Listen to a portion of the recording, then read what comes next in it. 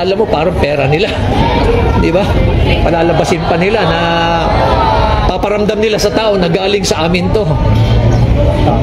At magkakal pa sila, meron ba yan sa iba? May ginagawa ba yan sa iba? Ganun pa yung mga parinig.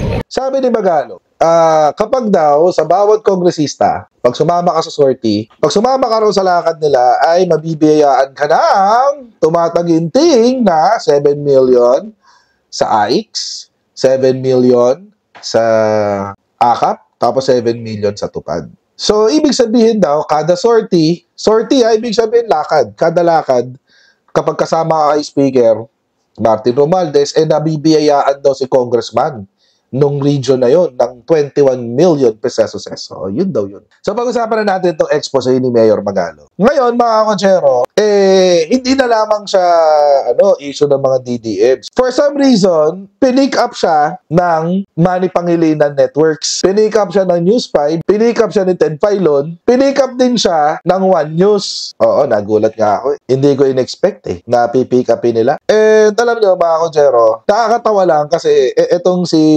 MVP Network lang ang pumikap. Siya lang talaga. Hinahanap ko sa iba wala sa GMA, wala sa ABS. Yung kay News 5 lang talaga, doon lang. Nakakatawa isipin kasi of all the news outlets na meron tayo, isa lang ang pumikap. Isang network lang ang pumikap. Pero pag-usapan natin kasi may bagong pasabog itong si Magalong. Ito sabi niya. Dito ko kasi nakita sa News 5. At nung pinikap siya, ako parang naisip ko, okay. Bakit niya pinapansin tong kalokohan na to? Anyway, panoorin natin itong sa balita ni News 5. Issue tungkol na naman sa AKAP. Ay talaga natantanan yung AKAP Ito yung balita tungkol dyan. Talong pamumulitika sa pagbibigay o pamamahagi ng ayuda ng pamahalaan. Sa gitna ng mga batikos, may tiniyak naman ang DSWD kaugnay sa programang ayuda nitong AKAP. Nasa frontline na balitang yan, Brian Basa. Butay. Halos doble kayod na raw si Randy. Paitaguyod lang ang kanyang pamilya. Pero maliit pa rin ang sinasahod niya. Kaya malapit na raw siyang sumuko sa mahal ng mga bilihin. Halos wala nang mabili yung 1,000 pag nabaryahan, wala na. Sinubukan ni Randy na mag-apply sa... Pero alam nyo, mga kotsero, totoo yun. Ang 1,000 ngayon, parang ang liit na ng value ng 1,000. Legit yun, legit yun. Kulang na nga pang-date ang Kulang na pang-date ang 1,000. Think about it. Kung ordinaryong Pilipino ka lang, you're earning minimum wage or even below minimum wage. Let's say magde-date kayo ng boyfriend or girlfriend mo. Gagasos ka sa sinihan. Sa sinihan pa lang, ubos na 1,000 mo Hindi na kaya Kasi magkano ang ticket sa sinihan? 500. Mag-Netflix ka na lang. Legit. Kakain ka, pinakamura, fast food. Sabihin natin, yung kakain ka sa murang fast food, 250 each.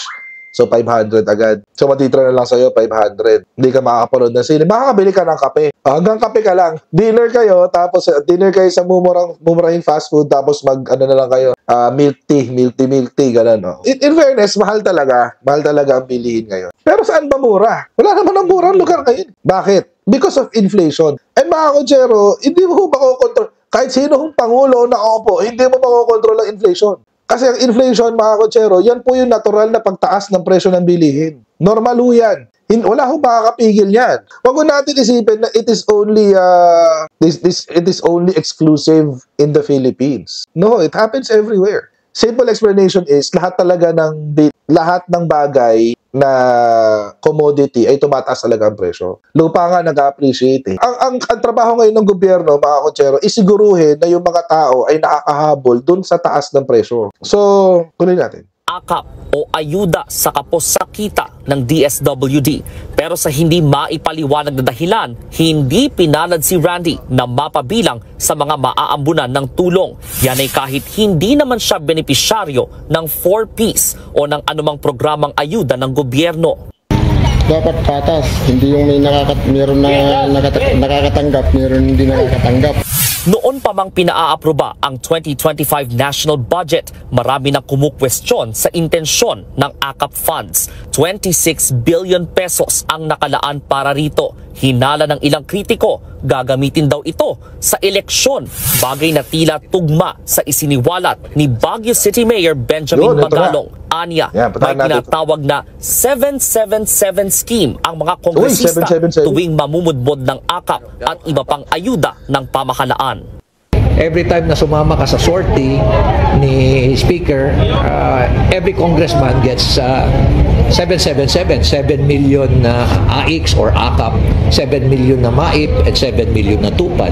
So that's about 21 million. Kung nakaapat ka pa naman na sortie, 21 times 4, that's 84 million. So ilan yan? Ilan yan sumasama? Nung nalaman ng mga ibang congressman na meron pala yan, nagsamahan na lahat. Kaya para kay Magalong, mas mainam na ipakubaya sa mga ahensya ng gobyerno ang pag-abot ng ayuda. Alam mo, parang pera nila. Di ba? Palalabasin pa nila na paparamdam nila sa tao na galing sa amin to. At magkakal pa sila, meron ba yan sa iba? Ginagawa ba yan sa iba? Ganun pa yung mga parinig. Wala pang tugon si House Speaker Martin Romualdez o ang iba pang House Leader sa inihayag ni Mayor Magalong. Para maayos ang pag-abot ng ayuda mula sa AKAP, pinaplansya na ng DSWD, DOLE at NEDA ang mga patakaran ng programa alinsunod sa sinabi ng Pangulo. Ayon sa DSWD, unang dapat kumpletuhin ng mga mag-a-apply ang intake sheet o assessment form ng AKAP. Bahagi ito ng pagtitiyak ng ahensya na hindi magagamit sa pamumulitika ang programa. Itong assessment sheet ay makakapture lahat ng mga impormasyon na kakailanganin ng social welfare officer natin at i-facilitate yung pagdetermina kung sino po ba yung eligible na makatanggap ng tulong. Gagawa rin ng sumbungan ang DSWD para sa anumang reklamo sa AKAP. Pag ngayon natin pag-usapan, yung sa AKAP na sinabi ni Magalong. Alam niyo mga kotsero, sabi ni Magalong, kapag daw sa bawat kongresista, pag sumama ka sa sortie, sa lakad nila. Pag sumama ka raw sa lakad nila, ay mabibiyayaan ka ng tumataginting na 7 million sa AIX, 7 million sa AKAP, tapos 7 million sa tupad. So, ibig sabihin daw, kada sortie ay ibig sabihin lakad. Kada lakad, kapag kasama ka kay Speaker Martin Romualdez, nabibiyayaan daw si congressman nung region na yon ng 21 million pesos. So, yun daw yun. Let's do the math, mga kotsero. Let's do the math. Punta na lang muna natin sa AKAP. Okay, sa AKAP na lang para madali. So, sabihin na natin na kano yung budget? 28 billion. Okay, so 28 billion, ilang kongresista meron sa ating House of Representatives? Sabihin natin 300. So, divide mo sa 300. So, tagi-isa, per congressman, you have a budget of 93 million per congressman. So, kapag sumama ka daw sa apat na sortie, pwede ka makakuha daw ng mga 81 million pesos. That is assuming, mga kotsero, na si congressman ang may hawak ng pera. Let's put this in context. Alam nyo, ako mga kotsero, alam nyo ang opinion ko pagdating sa dole out. Ako ayoko ng dole out. As much as possible, tanggalin na yung AKAP, tanggalin na yung AIX, tanggalin na yung 4-piece, tanggalin na lahat yan. The problem dito sa sinasabi ni Mayor Magalong, mga kotsero, is hindi naman nanggagaling ang budget sa tatlong ahensya. May NEDA, wala pala, dalawa lang pala. DSWD tsaka DOLE. Sa DSWD, under sa DSWD is yung AIX at saka AKAP. Yung DOLE naman yung tupad. Ang tanong, mga kotsero, paano naahawakan ng congressman yung budget na yon kung ang may hawak ng pera ay ahensya ng gobyerno? Paano na ipapamigay? Paano nagkaka-access doon sa 7 million? Yun ang tanong dyan eh. Yun yung malabo sa kwento ni Mayor Magalong. Kaya ang hirap pagkatiwalaan eh. Ang hirap paniwalaan ng kwento niya. Kasi malabo. Buti ho sana, mga kotsero, kung kinwento niya kung paano nagkaka-access ang mga kongresista doon sa AKAP budget, sa AIX budget, tsaka sa tupad budget. Baka meron pa tayong pag-usapan. Pero a blanket statement saying, hindi, ano lang yan, basta 7 million dito, 7 million dyan, 7 million dito. Tapos ending mo, may 21 million ka, basta sumama ka lang sa event. It does not make sense. Mayor Magalong, please. Make it make sense. How does it make sense? Paano nagkakaroon ng access? Paano nahahawakan ni congressman yung pera? Or ganito na lang. At the risk of being labeled as a Martin Romualdez defender. Although hindi ko pinagtatanggol si Martin Romualdez. In fact, kapag tumakbo yung presidente, hindi kayo boboto.